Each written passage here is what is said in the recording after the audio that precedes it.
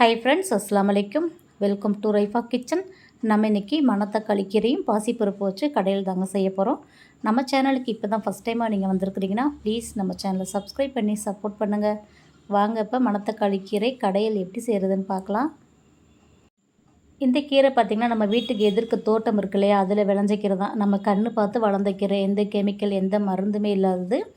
பக்கத்து வீட்டுக்காரங்க தான் பறித்து கொடுத்தாங்க. நல்லா ஃப்ரெஷ்ஷாக இருந்துச்சு. இதை இப்போ நல்லா க்ளீன் பண்ணி எடுத்துக்கலாம். இப்போ இது செய்கிறதுக்காக 100 கிராம் அளவுக்கு பாசிப்பருப்பு எடுத்திருக்கேன். நல்லா கழுவிட்டு மண் சட்டியில் சேர்த்துக்கோங்க. சேர்த்துட்டு கொஞ்சம் தண்ணி சேர்த்து இந்த பருப்பு கொஞ்சம் நல்லா வேக விட்டுறலாம். பருப்பு வேகிறதுக்குள்ளே நம்ம வெங்காயம் பச்சை மிளகா கட் பண்ணிடலாம். இப்போ பெரிய சைஸில் ஒரு வெங்காயம், 4 பச்சை மிளகா, ஒரு 4-5 பூண்டு பல் உரித்து வச்சுருக்கேன். அதை இந்த பருப்பு கூட சேர்த்துருங்க.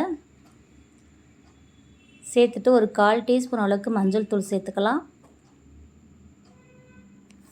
அது கூடவே இதுக்கு தேவையான உப்பும் சேர்த்துருங்க.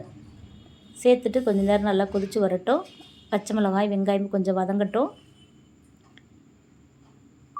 இப்போ பாருங்கள், ஓரளவு நல்லா வதங்கி தண்ணி வற்றிருச்சு. பருப்பு நல்லா பூவாக மலர்ந்துருக்கு பார்த்திங்களா.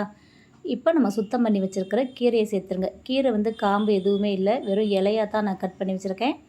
அதையும் சேர்த்துடலாம். சேர்த்துட்டு மூடியெல்லாம் வைக்க தேவையில்லை, அப்படியே ஓப்பன்லேயே வச்சுருங்க.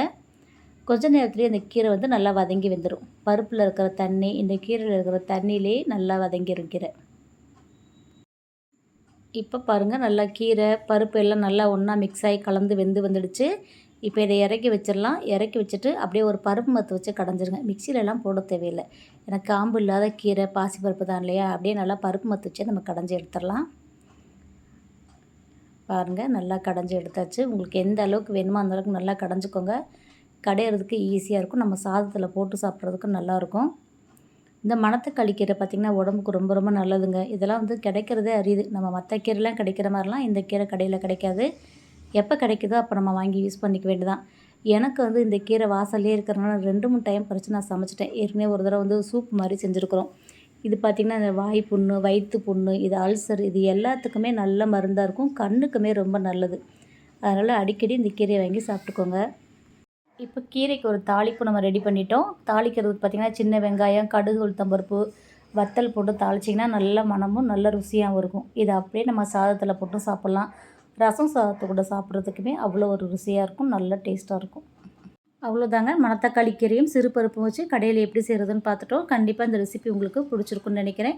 பிடிச்சிருந்தா நீங்களும் ட்ரை பண்ணி பாருங்கள். வீடியோ பிடிச்சிருந்தா லைக் பண்ணுங்கள், நிறையா ஷேர் பண்ணுங்கள். நம்ம சேனலை இது வரைக்கும் சப்ஸ்கிரைப் பண்ணால் பார்த்துட்டு இருந்தீங்கன்னா ப்ளீஸ் சப்ஸ்கிரைப் பண்ணி சப்போர்ட் பண்ணுங்கள்.